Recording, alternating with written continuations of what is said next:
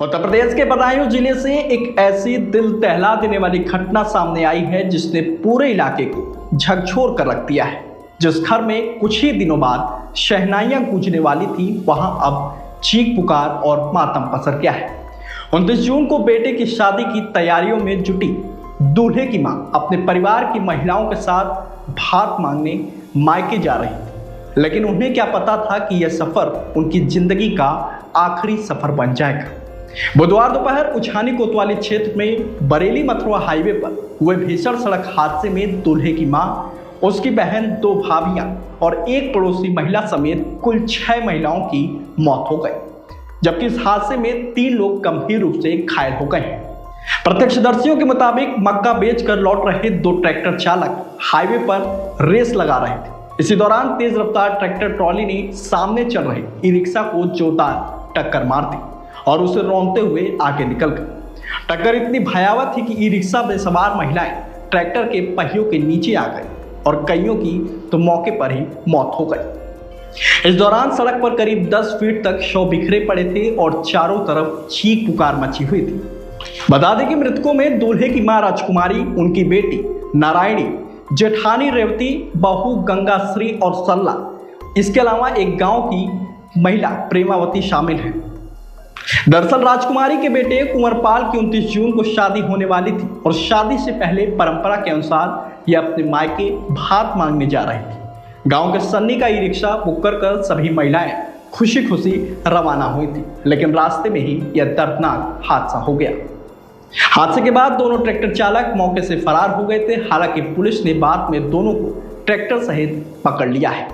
वहीं सूचना मिलते ही डीएम अवनीश राय और पुलिस अधिकारी मौके पर पहुंचे। इसके अलावा बदायूं जनपद के प्रभारी मंत्री डॉक्टर अरुण कुमार भी पोस्टमार्टम हाउस पहुंचे और मृतकों के परिजनों को ढांढस बधाया। इसके बाद मंत्री ने राजकीय मेडिकल कॉलेज पहुंचकर घायलों का हालचाल जाना और मृतकों के परिजनों को आर्थिक सहयोग का आश्वासन दिया है। बताते चले कि इस दर्दनाक हादसे ने एक परिवार की सारी खुशियां छीन ली और शादी की तैयारियों वाला घर देखते ही देखते अब मातम में बदल गया।